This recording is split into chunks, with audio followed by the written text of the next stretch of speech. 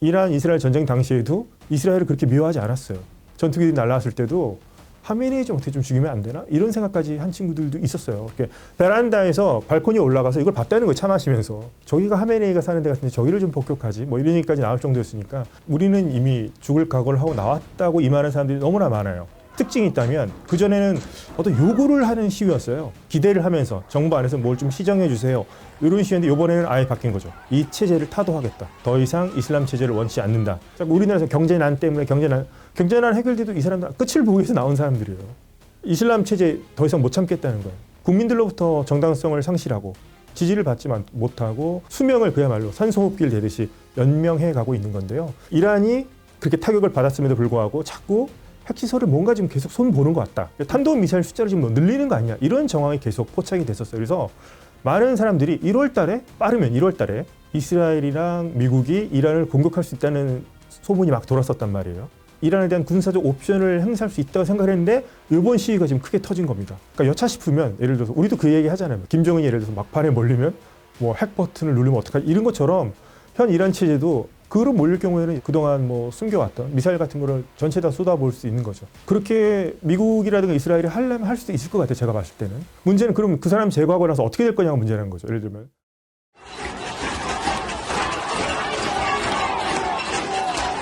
이번 시위대들이 처음에 나갈 때 구호가 뭐였냐면 이번이 마지막 전투라고 그랬습니다. 그래서 지금 나오는 시민들의 각오는 우리는 이미 죽을 각오를 하고 나왔다고 임하는 사람들이 너무나 많아요. 근데 이번이 좀 특이한 건 뭐였냐면 첫 시작이 바자르라고 하는 곳입니다. 그랜드 바자르라고 해서 테헤란 중심부에 있는 전통시장이에요.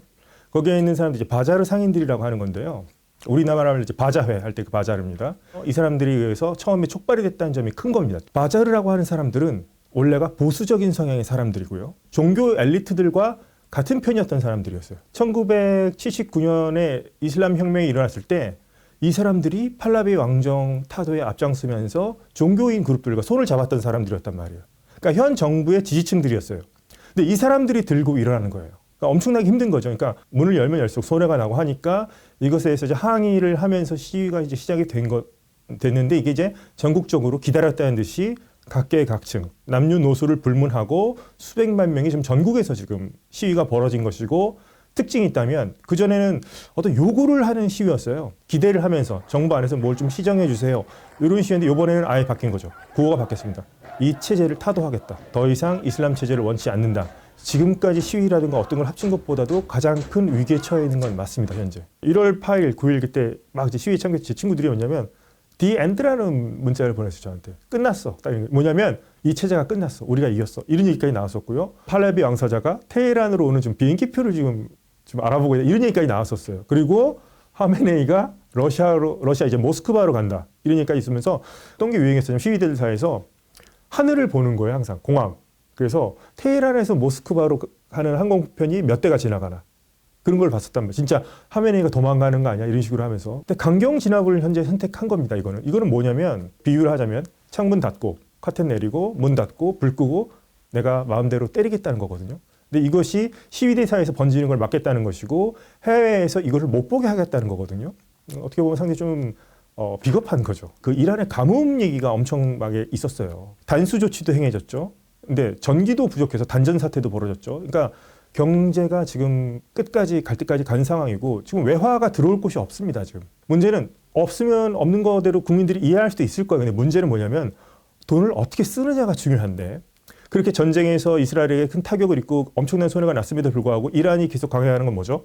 핵 프로그램 포기 안 하겠다. 레바논 헤즈볼라, 그다음에 가자 지구의 하마스, 그다음에 예멘 후티 반군 같은 데를 지원하는데 그 액수가 수억 달러에서 10억 달러까지 지원을 해요, 매년. 국민들한테 지원하는 게 이번에 발표한 게 뭐예요? 그 민생 해결책이라 발표한 게 7달러를 준다고 한 거죠. 1인당. 한 번 장 보면 거의 끝나는 액수예요. 그거는. 지금 현재 이란 국민들의 자존심을 상하게 한 거죠. 이런 구호가 나왔어요. 우리는 레바논도 아니고 가자도 아니다. 우리는 이란을 위해서만 목숨을 바치겠다. 이건 뭡니까?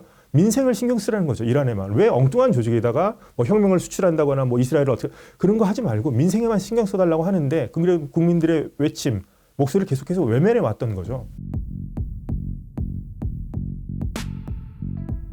아마 이제 실무진들이랑 이제 보좌진들이 이제 이미 건의를 했다고 하죠. 브리핑을 했다고 하죠. 어떠한 군사적 옵션이 있대서 그런 것까지는 다 고민하고 있을 겁니다. 근데 트럼프가 어떤 선택을 할지는 트럼프 자신도 마지막까지 모를 겁니다. 현재 많은 선택지를 고민하고 있을 거예요. 작년에 말에 네타냐 이스라엘 총리가 트럼프를 만났어요. 그 말하라고 플로리다에 가서. 근데 이란에 대해서 일단 얘기를 많이 했습니다. 사람들 사이에 어떤 소문이 돌았었냐면 이란이 그렇게 타격을 받았음에도 불구하고 자꾸 핵시설을 뭔가 지금 계속 손보는 것 같다. 이런 얘기도 있었고요.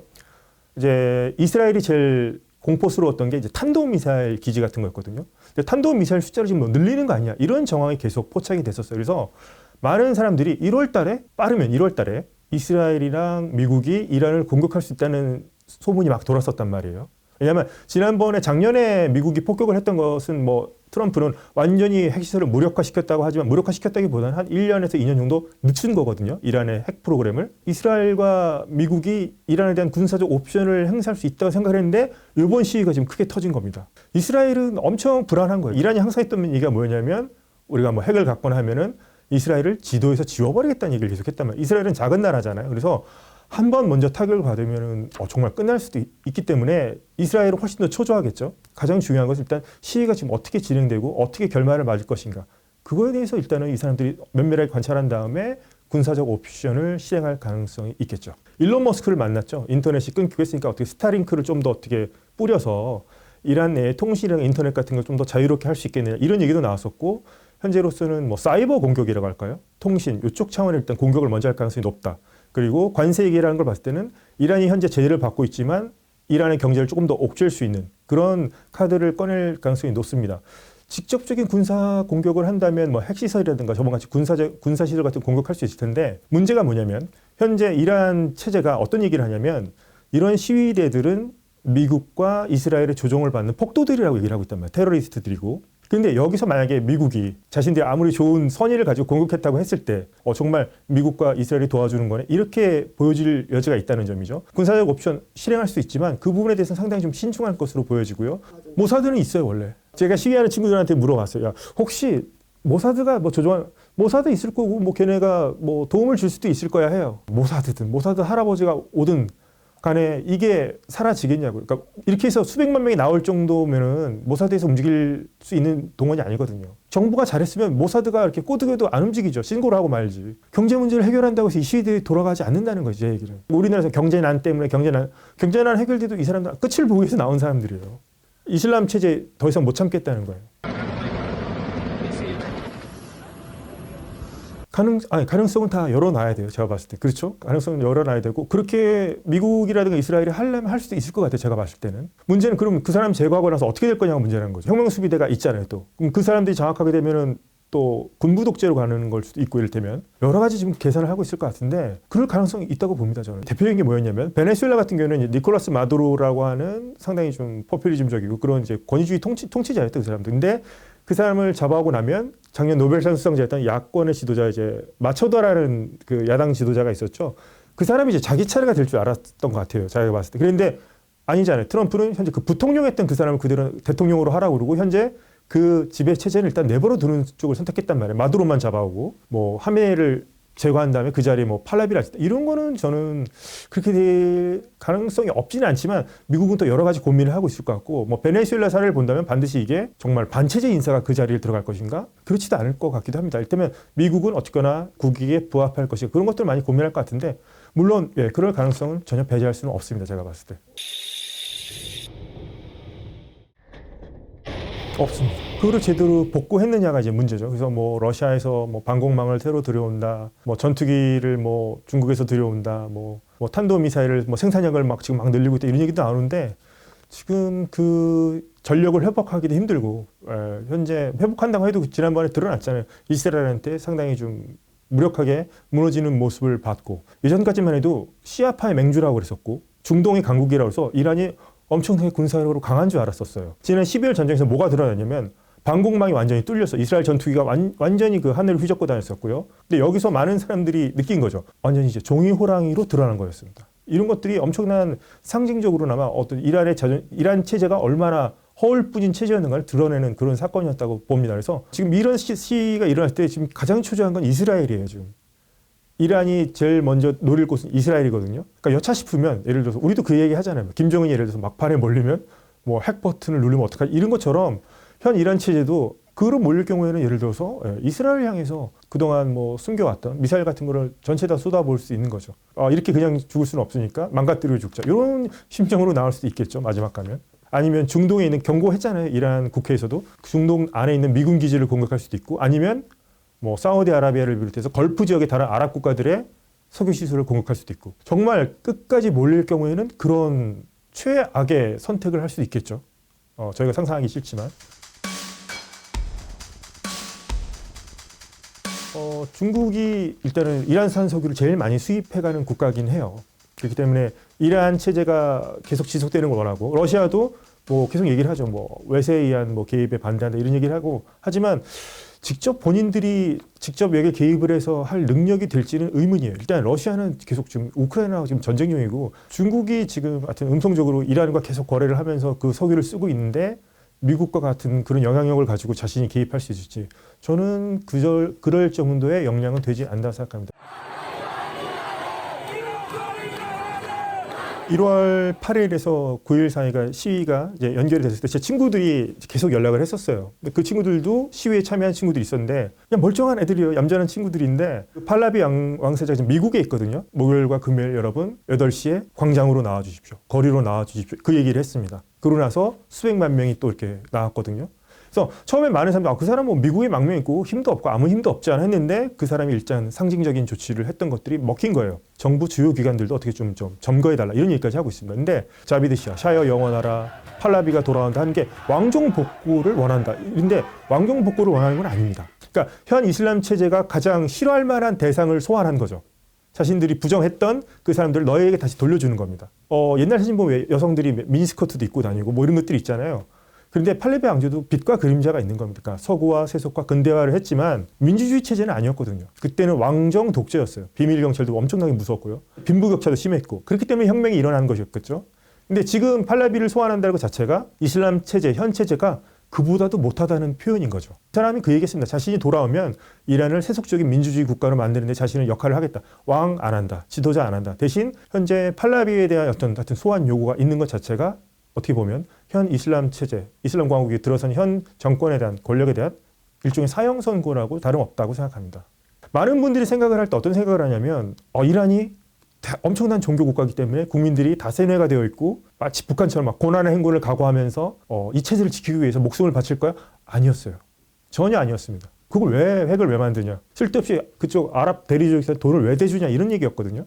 정말로 무능하다. 이란 이스라엘 전쟁 당시에도 이스라엘을 그렇게 미워하지 않았어요. 전투기들이 날라왔을 때도 하메네이 좀 어떻게 좀 죽이면 안 되나? 이런 생각까지 한 친구들도 있었어요. 이렇게 베란다에서 발코니에 올라가서 이걸 봤다는 거예요. 차 마시면서. 이스라엘 전투기들이 날아다니면서 저기가 하메네이가 사는 데 같은데 저기를 좀 폭격하지? 뭐 이런 얘기까지 나올 정도였으니까, 그때 저는 이미 느꼈던 게 민심이 이미 떠났구나를 느꼈습니다. 저는. 이슬람 혁명 수비대는 최고 지도자에게 충성을 바치기로 맹세한 어떤 정예 부대라고 하는 부대입니다. 이란은 군이 또 따로 있고 혁명 수비대가 따로 있는 건데, 혁명 수비대는 군사 조직일 뿐만 아니라 하나의 또 경제 조직이기도 합니다. 이 사람들이 밀무역 같은 것도 하고요. 금융기관도 거느리고 있고요. 그러니까 전체 이란 경제를 이 사람들이 꽉 쥐고 있다 보시면 돼요. 엄청난 특권을 누리고 있죠. 외화 같은 거 지금 외환 위기인데도 이 사람들은 외화 같은 거, 달러 같은 거 접근할 때 훨씬 더 많은 혜택을 받는다거나 하는 게 이런 게 있습니다. 그래서 이 사람들은 많은 사람들이 얘기할 때 체제와 운명을 같이 할 거다. 끝까지 갈 거다. 하메네이를 지키기 위해서. 한번 생각해 볼까요? 이란 혁명 수비대가 있다고 하지만 이것도 역시나 피라미드 구조란 말이에요. 밑으로 내려갈수록 일반 병사들도 있단 말이에요. 지금 이 사람들이 과연 시위가 길어지면 길어질수록 어떻게 보면 자신도 서민인데 자기와 같은 서민들, 많은 또 중산층까지 참여했는데 이 사람들에게 계속 총구를 겨눠야 되는 입장에 선다면 갈등이 생길 것 같아요. 제가 봤을 때. 시위는 처음엔 어떻게 됩니까? 경찰들이 막아야 되잖아요. 근데 경찰들이 막기 힘든 상황에 왔었고, 그다음에 오토바이 한 대에서 이렇게 2명씩 타고 다니는 애들이 있어요. 곤봉 들고 다니는. 걔네들이 바시즘 민병대라는 애들이거든요. 이제 각 지역마다 있다고 하는데 걔네들도 시위대에 의해서 이렇게 쫓겨나는 장면 같은 게 목격이 됐었고, 어느 한 지방도시 같은 경우 시위대들 가니까 위에 있던 사람들이 이렇게 손을 드는 장면도 있었어요. 그 바시즘 민병 이런 사람들이. 여기까지 왔을 때 사람들이 뭘 느꼈냐면, 일단 숫자가 너무나 많고 수백만 명이 나왔고 전국 각지로 이게 어떻게 진압을 할 수가 없으니까 일단 혁명 수비대를 지금 동원하고 군대까지 동원한 거지만, 이거는 뭐 진위는 확인해 봐야 되겠지만 이란이 지원하고 있는 헤즈볼라, 그다음에 이라크에 있는 시아파 민병대들도 좀 투입된 게 아니냐는 얘기가 있습니다. 그래서 시위대들은 아랍말을 쓰는 사람들이 있다. 우리를 진압하는데. 그런 얘기까지 나와요. 시위대들 사이에서 이 소문이 퍼졌어요. 지금 현 정부 이란 체제가 우리 자국민을 진압하기 위해서 아랍인들을 데려와서 지금 총을 쏜다. 국민들로부터 정당성을 상실하고 지지를 받지 못하고 동의를 얻지 못하고 총칼에 의지해서 권력을 유지하고 그렇게 해서 수명을 그야말로 산소호흡기를 대듯이 연명해 가고 있는 건데요. 그런 시즌입니다.